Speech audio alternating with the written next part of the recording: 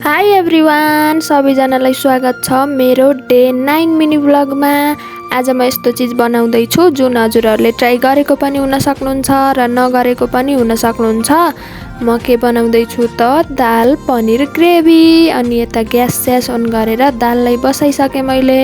यता दाइको पनि छुट्टै चलिरहेको थियो आफ्नो काम, पनिर कटिङ थियो। कटिङको काम जति एज अलवेज दाइको नै। पनिर रेडी भयो हाम्रो। यता प्याज लसुन टमाटर सबै रेडी भएपछि म लागेँ पनिर फ्राई गर्नतिर। पनिरलाई राम्रोसँग फ्राई गर्ने, यस्तो रातो रातो हुँदासम्म। यत्तिको भएपछि हाम्रो पनिर हुन्छ रेडी। यसलाई कचौरामा झिकेर सफ्ट गराउनको लागि मैले यसमा थोरै पानी राखेर छोडिदिएँ। त्यसपछि कराईमा तेल राखेर मेथी पड्काएर खुर्सानी पड्काएर फेरि मैले राखेँ लसुन रातो रातो भएपछि प्याज राखेँ। प्याज रातो रातो भएपछि फेरि टमाटर राखेँ। यसलाई राम्रोसँग चलाउँदै पकाउँदै गएँ मैले। टमाटरलाई गल्नको लागि फेरि थोरै पानी राखेर पनि पकाएँ। अनि फेरि नुन बेसार त राख्न परिहाल्यो, दालमा राखेको थिएँ मैले, त्यही भएर यता थोरै राखेँ।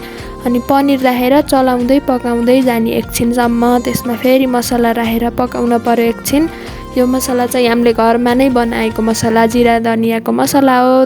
त्यसपछि फेरि दाल राखेर एकछिन पाक्नको लागि छोडिदिने ढाकेर। अनि हाम्रो तरकारी हुन्छ रेडी। देख्दा पनि मिठो देखिरहेको थियो। तपाईँहरू पनि ट्राई गर्नुभएको छैन भने एकपटक ट्राई गर्नुहोला।